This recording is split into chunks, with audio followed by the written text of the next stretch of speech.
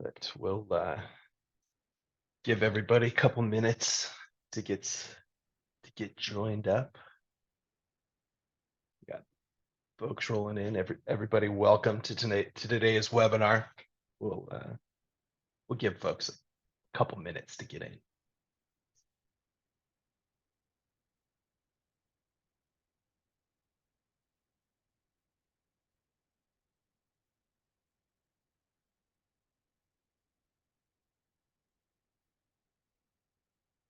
So we'll probably get started at like 1 or 2 past the hour.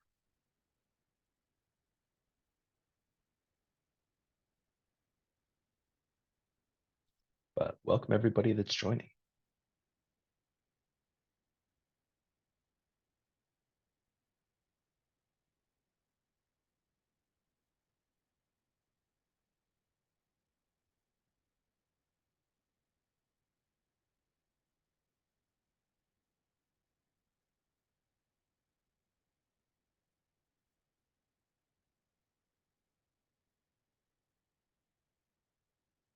I feel like I should implement some like background music for these first couple of minutes while we're waiting for people to join.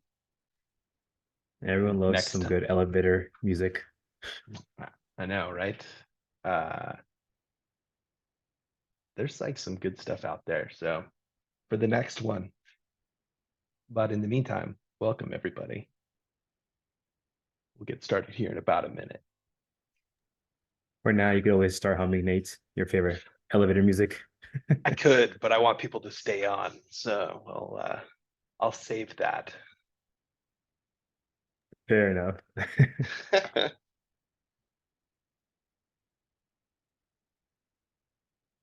All right, cool. Well, looks like we're a couple past the hour. So as people continue to join, they can just catch up. But welcome everybody to today's webinar, Build Accurate Data Sets with Label Studio Automated Quality Workflows. This is a topic that I think is really interesting. Obviously quality is a hot topic and also something that kind of makes or breaks,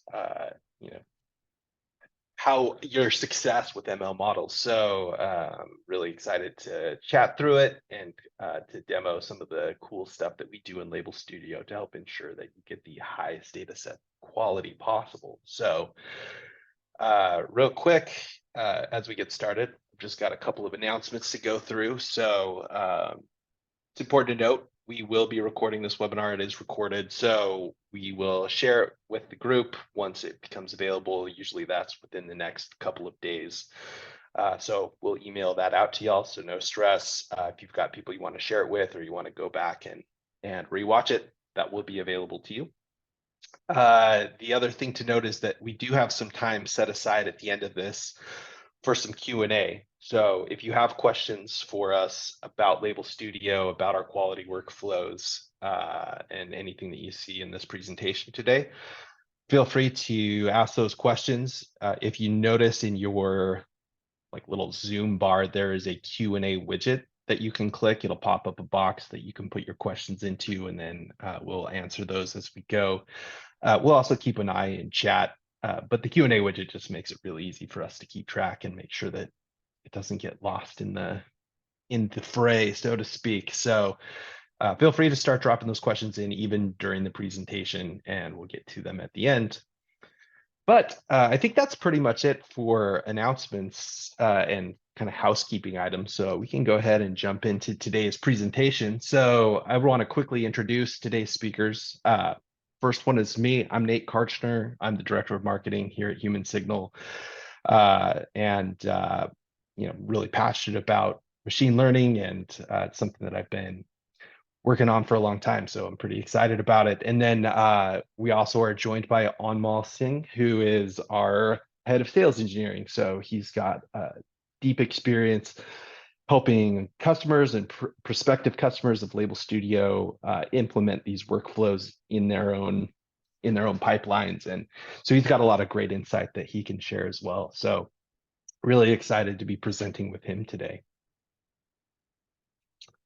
So with that, let me jump in and we can just set the table a little bit, so to speak. So data quality is one of those words that gets thrown around a lot, but the definition can feel a little bit like a moving target. So just for the sake of making sure that we're all on the same page as we're talking through this stuff, I wanted to define what we mean when we talk about data quality from a human signal perspective. So the important thing to note before I jump into these different buckets is that they're all kind of interrelated. Things that impact one column will also impact another. And so there's definitely a lot of interplay there. But when we talk about these aspects, the first aspect when we talk about a high quality data set is that data set is accurate. That labeled data set represents the ideal outcome of the model's desired output. So like if you've got a model that you're trying to train to recognize NSFW content for moderation purposes, the labeled data set would accurately define like what that exactly means for the model's purposes, for the outcome that you're looking for. Complete, when we talk about like a complete data set, well, before I jump into that, Anmol, do you have anything you want to add to that in terms of accuracy? Yeah, the only thing I'd add is it's a very interesting bucket because oftentimes, depending on where we are in our ML journey or even Gen AI journey, I know that's a hot topic. Oftentimes, we hear is that the labeled data set is based on synthetic data, which means it's not production data because there's nothing to collect as of now for that maybe net new initiative.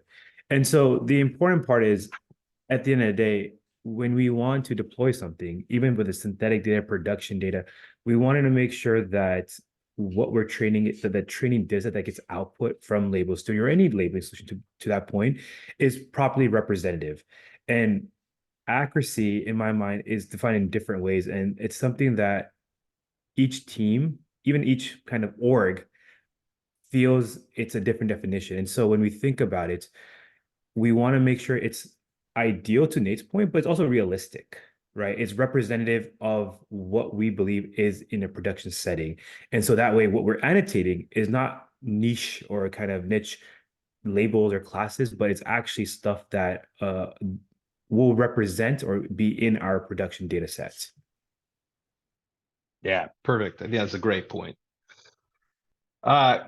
So I mean, that kind of dovetails nicely into this next pillar, which is that the data set is complete. So the idea here is that, not only are the labels on the data set accurate, but the data set itself is representative of kind of the breadth of experience that model is going to encounter, like, edge cases, variants, that all the classes that you might care about are covered, that the types of items are represented in the data set. This is definitely like a tricky one, to Anmol's point about accuracy, like there's a difference. To back it up, this is a bit of a moving target, right? Like there is always going to be new data coming in from just the live environment. Things are going to be changing. So it's definitely a big challenge to make sure that your data set is complete. And so at no point, I think, do you ever hit a point where you say like, yes, this data set is complete, therefore it is 100% perfect quality, because that's always changing. But for a highly accurate data set, you want to have this as complete as possible. Yeah, and I would say, I think the biggest thing is it's going to be as complete as possible in that moment, right? Right, and like whether it means that, hey, 3 months from now we're expanding to a new market, we're launching a new product, and the data is evolving. We want to maybe do class expansion, there's data drift, whatever it may be. The idea that in that moment it should be as complete as possible, but knowing that eventually it will change. And now what solutions, what tools we have in place to be able to identify where are we lacking from a quality perspective to gain that completeness in that moment.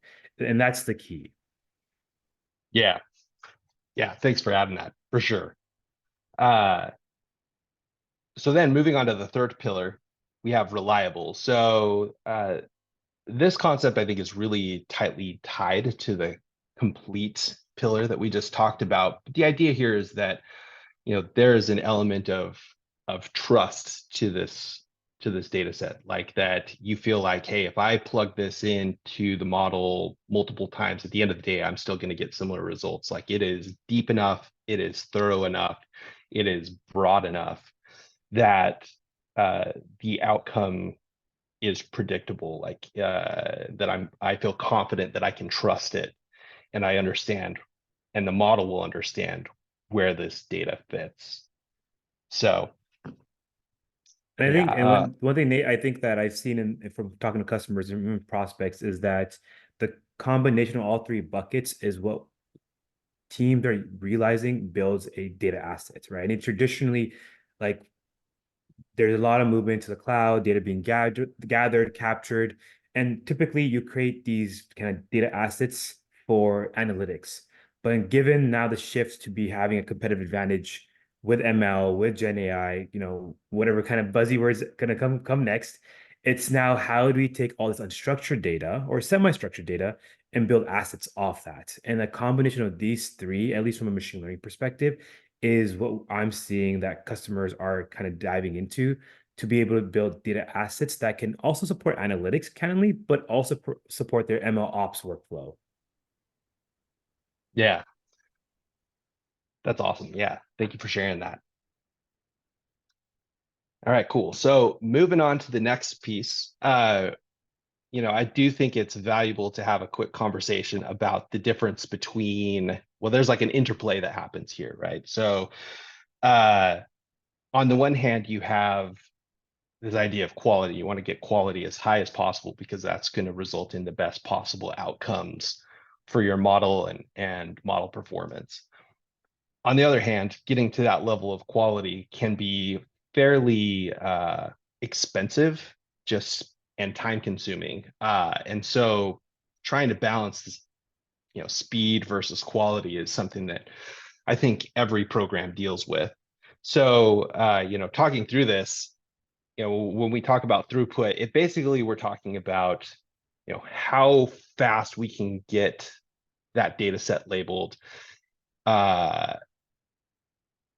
given the breadth of the data set, how many classes, how many edge cases are we going to be using, versus what is that going to cost us to do? Uh, but yeah, the one of our goals at Label Studio is to help balance that and cut the trade-off as much as possible. So when we walk through kind of this next slide, we're going to talk about, what we do to help increase throughput as much as possible, uh, while maintaining as much quality as possible in that data set outcome. But the other thing to note here, and we'll get into it here in a minute, is that we've also tried to engineer Label Studio so that, and we have engineered Label Studio such that there's a tremendous amount of flexibility in terms of how you balance this based on your specific needs. So, for example, if you're building a model for the first time, and you need a really, broad, extensive, and accurate data set, we have all the tools in place to help you get to that sort of depth, even if it takes a little bit longer. On the other hand, if you have a model you need to get into production quickly, we also have plenty of tools that'll help you do that as efficiently as possible while still maintaining like a decent level of quality. But yeah, I don't know, Ahmad, if you have anything you wanted to add or any additional color you wanted to put into that before we pop into the next slide. No, I think hopping to the next slide will help paint the visual of what we're talking about. All right, perfect. So I'm going to go ahead. This is, there we go. Okay, so what we have here, this is basically how we have engineered the workflow within Label Studio to help support this interplay between throughput and quality, and to help you get as high a quality output as possible, as efficiently as possible. So the caveat here I want to say is, I'm going to start at this annotate in Label Studio step. And the assumption for, as I talk through the process, is that, you're annotating this data set for the first time. And then we'll kind of talk about, retraining or uh, you know improving model performance as we go back around. But the idea is that we're going to start the cycle, but the cycle will definitely continue, in some cases indefinitely. So, first and foremost, you probably know Label Studio as an annotation platform. We have a number of features that are designed to make the initial annotations as high quality as possible. And Anmol will go through a demo on this. But once you have that annotated data set, you apologies. As you get that annotated data set, we have a robust automated workflow that kicks into that will help that will help your reviewers evaluate how well your annotators are doing, evaluate, do I have classes that seem to be more challenging than others? And then it will kick them into, you can ask yourself, hey, if I'm having trouble based on this reviewer workflow, we have automations that will then reassign that task out to additional reviewers, additional annotators, to try to get that agreement to where it needs to be before it gets kicked out. Alternately, if on review, your data set's doing great, then you can export that data set and put it into production in your model. Now, once that's done, we actually have some really cool model performance evaluation tools that you can use to determine, like, am I getting the outputs that I want versus my ground truth data set? And then once that's done, you'll have an idea. We will really help you to zero in on, like, if it's struggling, where are we struggling? What additional like labeling tasks do I have for the retraining?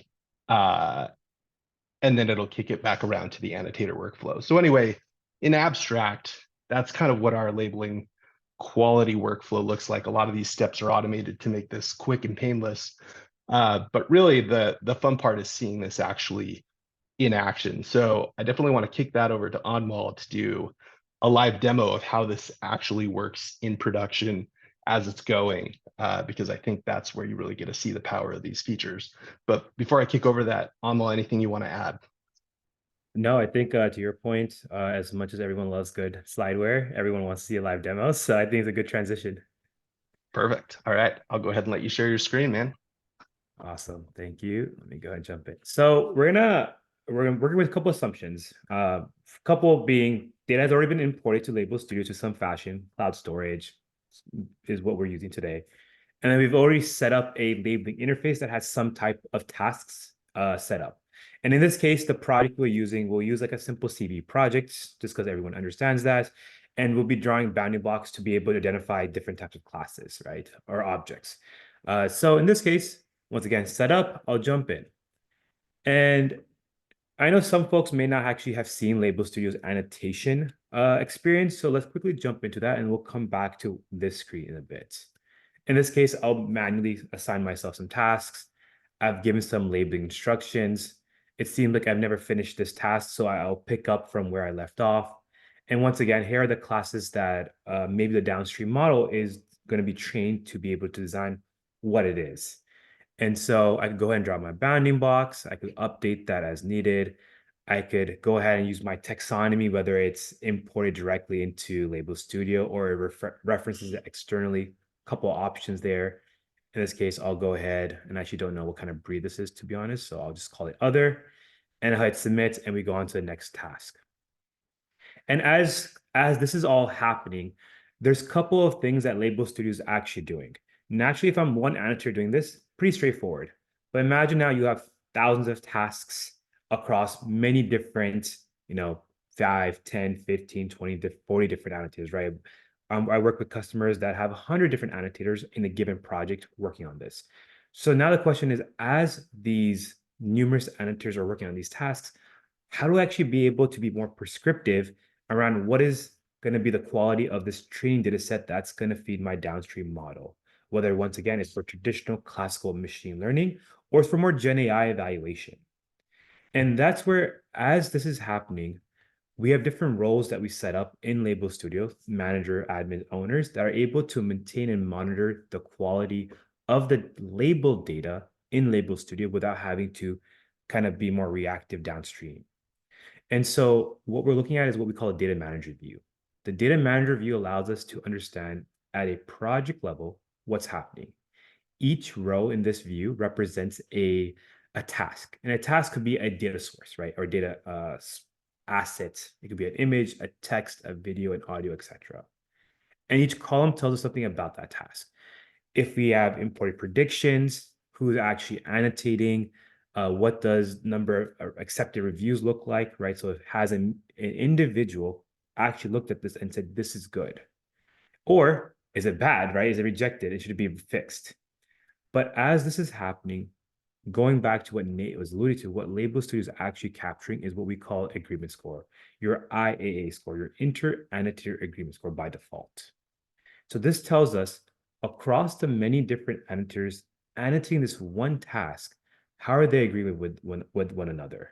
And oftentimes a low agreement score is indicative of problematic either instructions or maybe it just doesn't, the labeled data, the task isn't resonating with our annotators and they're causing disagreements. And what this allows us to do is allows us to kind of now segment and filter the data based on this qualitative KPI. And since you could think about this view as like a kind of a smart Excel sheet where each one of these columns can be filtered on, but also ordered on. So now I, as a manager, I can log in maybe every day or a particular cadence that I know my annotator is working, say for a certain amount of maybe agreement where the completed date or the last update date, right, may be the last week or kind of whatever cadence makes sense. I can go ahead and now take this 1,000 or 2,000, in this case, 2,600 task project and narrow it down to 5 tasks. And if a ground truth has been set at import, I'm able to leverage that as a reference as a reviewer, or I could go ahead and just say, all right, let me assign these to a reviewer automatically. To kind of show you how that looks like, I'll kind of mimic that as once again, as an admin, but to show you the reviews, what we call the review stream. In this case, there's 3 annotators. I can quickly go into a gallery view and see what's causing that low agreement. It seems like how they're referencing the dog in terms of the bounding box, the width, the dimension of it is different. And I, as the SME, instead of having to spend all my time going through 2,600 tasks, I know the downstream model actually needs the entire image or the body of the dog for it to work properly. At which point I can go ahead and reject this, or maybe reject one of these, maybe Max's work because it is not accurate. Or I could go ahead and say, all right, Max, it's a minor thing from Anmol here. Let me just go ahead and quickly expand this so it is more representative to Nate's point on what we should be labeling.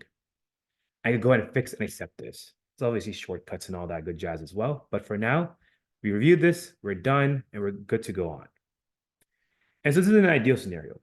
But to Nate's point, the question about quality versus, variety versus throughput is always an interesting one because we know when a human looks at it, it is expensive, right? It requires, and especially when you have subject matter expertise. So sometimes even before a human looks at it, maybe there's just something that another annotator, maybe because it's a little bit cheaper, maybe you have certain annotators that work better than others, or whatever it may need an eye. And so what we can do from a workflow perspective is under settings, under quality, we can define once again, what is that balance between variety and throughput? And oftentimes this can be a moving scale. If you're early on in your kind of development of your ML model, maybe you need more variety to once again create a reliable and accurate and a complete data set. But as the model gets into production, maybe you can narrow down the variety to more throughput, more sanity checks, making sure that the model predictions are exactly what it should be. So this slider allows us to kind of configure that.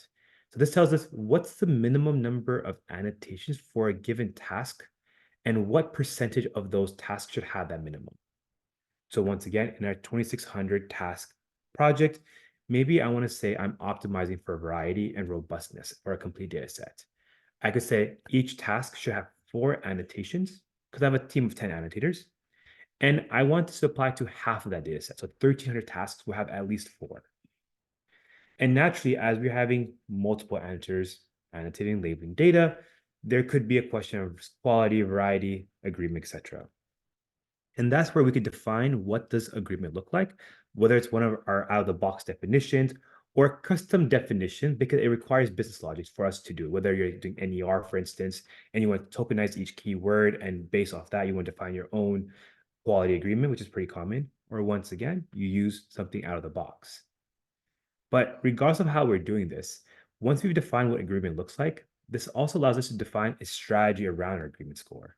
So anytime, let's just say, the baseline agreement that we need for each task defined by our maybe head of ML or our kind of team lead or whatever it may be, is we need at least it to be 60%. Right? Once again, moving target based at a project level, based on where you are in your journey.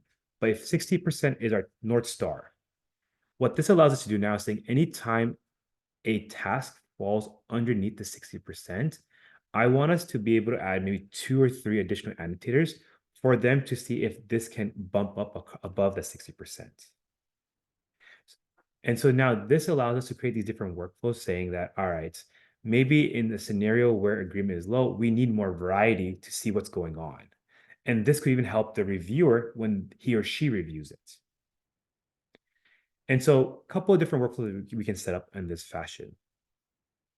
The other important aspect of it, as you're doing this, you're generating the labeled data set, you're training the data, you kind of retrain it. The question now always becomes, how do I look at like kind of what works and what isn't working?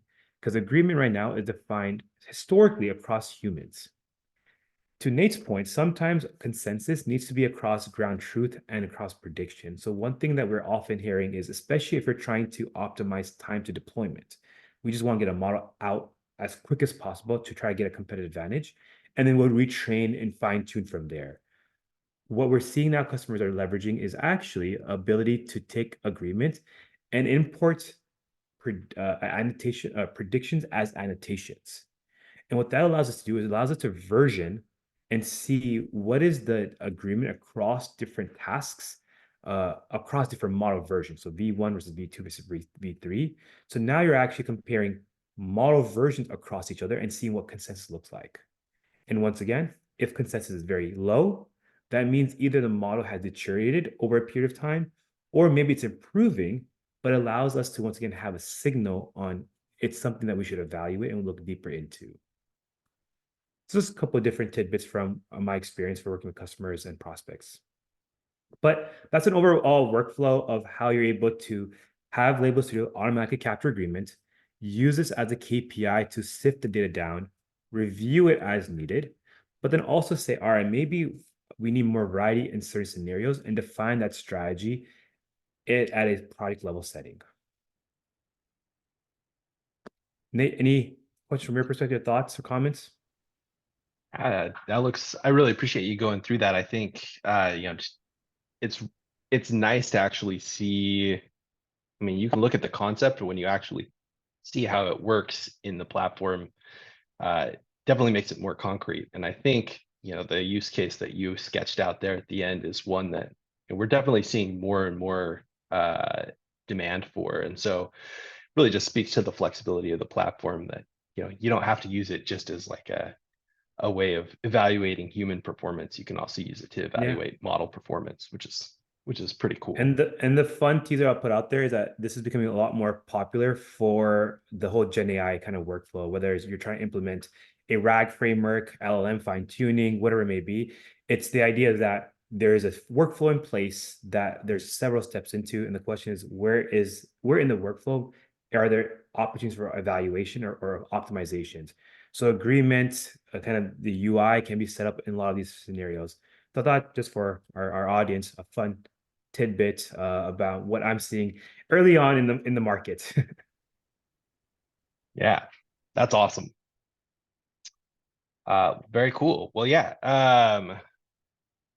Thank you for sharing that. So I'm going to go ahead now. Yeah, as I kind of mentioned before, we now have a little bit of time at the end here for some Q&A. So any questions about anything that you've seen, or even anything that you haven't seen but you'd like to know more about, this is a great chance to ask it. So it looks like we got a few questions already. So we can go ahead and jump into those. The first question I have here is, can you also use task agreement for sound and text labeling on all? Yes, great question. So I think this goes back to your point Nate, about the flexibility of the platform. So short answer is yes. In today's walkthrough, we use task agreement for just images. However, we support this for all the four major types of data formats that we support in the product. So text, audio, video, image. And so, and well, there's also the PDF version of task agreement as well, but I kind of couple that into image. But the short answer is yes. Task agreement out of the box has definitions for all of those fours. And then naturally, there's always the ability to customize as needed as well. Awesome. Yeah. So yeah, hopefully that answers the question. Okay, so another question that's popped up. This is a little bit more from like a tactical perspective. Just asking who the annotators are and where they are. So I can take this one. So the annotators that you saw in the tutorial are actually human signal employees who we've gone in and annotated these things for example purposes. But and we're all over the place. One of the core things about Label Studio is that we're designed to let you have your own annotators wherever they're located, but it's a secure solution. So like it doesn't matter where they're at, we can support them. We do not actually have we don't provide the annotators. We provide the software for you to provide the internal subject matter expertise that you need to build your models. So hopefully that answers that question for you. If you have more questions about it, please don't hesitate to ask. All right. It looks like we have another question here. Is it possible to integrate ChatGPT into the pipeline as an annotator or to support the annotation process? Yeah, Anmol, great you question. take that one. And that's one of the most common questions we come across in probably in the last, I would say, 4 to 5 months. The short answer is yes. So whether it's a Chat GPT, whether it is another off-the-shelf model from like Hugging Face or maybe your own model, whether we want to quote unquote treat this as a annotator, or we want our annotators to be able to leverage this as part of their workflow to be more what we call machine learning assisted labeling, both are options. And I know we didn't cover that on today's call, but naturally that's also what we do. We call active learning. So sometimes what we have is a model that's able to produce an annotation or prediction. And with these predictions, there's a confidence score, 60, 70, 80, whatever it may be. And the idea is sometimes in order to create a better quality data set in a efficient way, we want to prioritize where the model is least performance. And so we can start fine tuning it in those classes. And one of the things we can do from a task distribution perspective is to prioritize where those predictions are at least confident. So your annotators are actually focusing their time in those areas. And so the short answer is yes, different ways. It just depends on what you're trying to optimize for. Right, perfect. So hopefully that answers your question. But again, if you have additional follow-up on that, definitely let us know. We do have another question that's come in that asks, what are the privacy limitations on what can be collected from the workers demographic-wise? I think I understand what you're asking, but I'll also let you chime in at the end if you have any additional. But I think the idea is kind of going back to what I had mentioned before. We're not necessarily in the business of providing the annotators, nor are we necessarily going to be looking at the privacy implications of what you're labeling. I think our assumption is, and we see this with a lot of users, that they're labeling data that is proprietary, that has PII, but is internal to the company. And so a core part of our business is making sure that that data remains secure and private, so that you can reliably label it without worrying about that becoming public or that ending up somewhere where you don't want it to be. We are HIPAA compliant. We have SOC 2 Type 2 compliance. So demographics wise, or any other kind of PII, you are secure labeling that kind of data in the platform. So I don't know, Anmol, if you have anything you'd like to add on that topic, but No, I think you summarized it well. I think it depends on what we're trying to answer, kindly. And I think that's a very yeah, it's yeah, I think to your point that is the right approach. And then obviously if there's any further questions around privacy, I know it's security that's always top of mind for many organizations. We're here to help and answer any other outstanding questions. all right, perfect. So it looks like we've kind of gone through most of the questions that have been asked. Oh, yep, got a couple more that just popped in. Perfect. So here's one. They ask, are there built-in dashboards or automatically generated reports that can be generated to share with clients?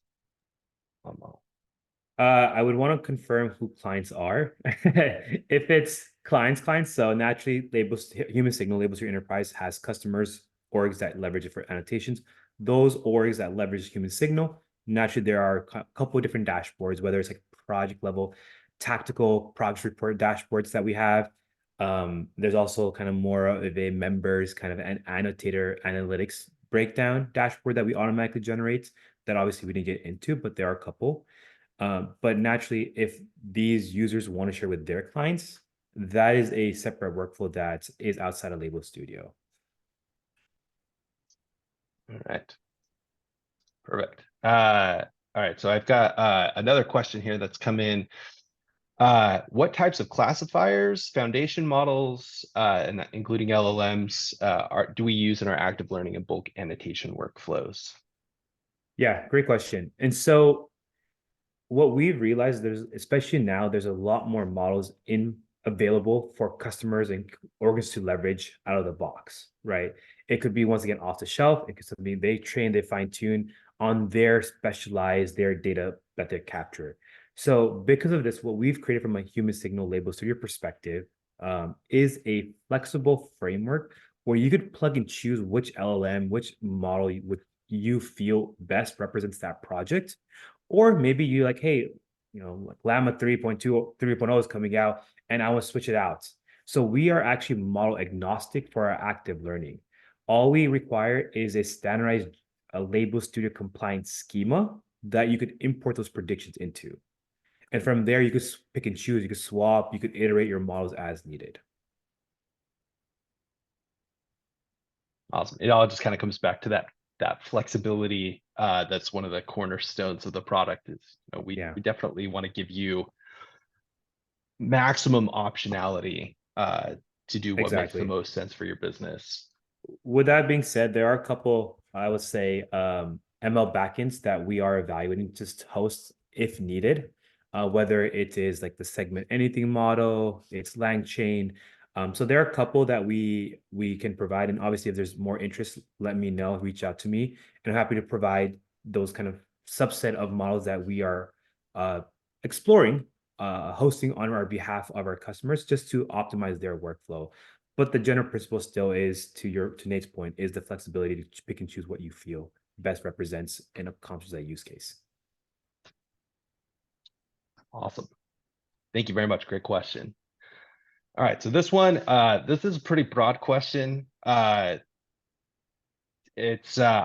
will caveat this by saying, like, I think we're happy to give our opinion on it. Please do not treat it as like absolute gospel coming from the company, but I think it's an interesting point of discussion. So the general interest, they ask, having encountered many types of ML projects working actively in the field, how do we see the future of LLMs in the age of synthetic data and generative AI? Definitely interested to hear your thoughts on this, Anmol. Yeah, you can defer if you don't want to, but no, I think it's a very hot topic nowadays, right? And so what we realized is classical machine learning was very specific in doing a task. LLMs, right? Whether it's ChatGPT or the next version of LLMs, whatever you want to call it, next LLM that comes out, allows us to be a lot more broad of how we utilize it. And so whether it's for synthetic data generation, labeling automation, or even being able to interact in a production setting, what my perspective is that a synthetic data generation, that's outside of scope. And I think there is a use case there, right? I know there's companies out there that are focusing on generating a synthetic data based off of a specific industry. And there is that kind of realm. That is a bit beyond our realm, candidly. So I won't talk to that. What I will say though is regardless of what you're trying to do with an LLM, what I believe the future holds in the industry is being able to evaluate each step of the way of how this LM gets built. Whether once again you're implementing a RAG framework so you can connect your internal data sources or documents to be able to give a more concrete, accurate response, or you're trying to say, hey, I want to be able to choose which LM best answers these types of questions, these types of classes, regardless of what side you're at, there's always going to be a step that the LM takes in order to accomplish that. And in my opinion, the best way to accomplish this is to be able to evaluate where did the LM go right or where they go wrong, or kindly, did the user even ask the right question?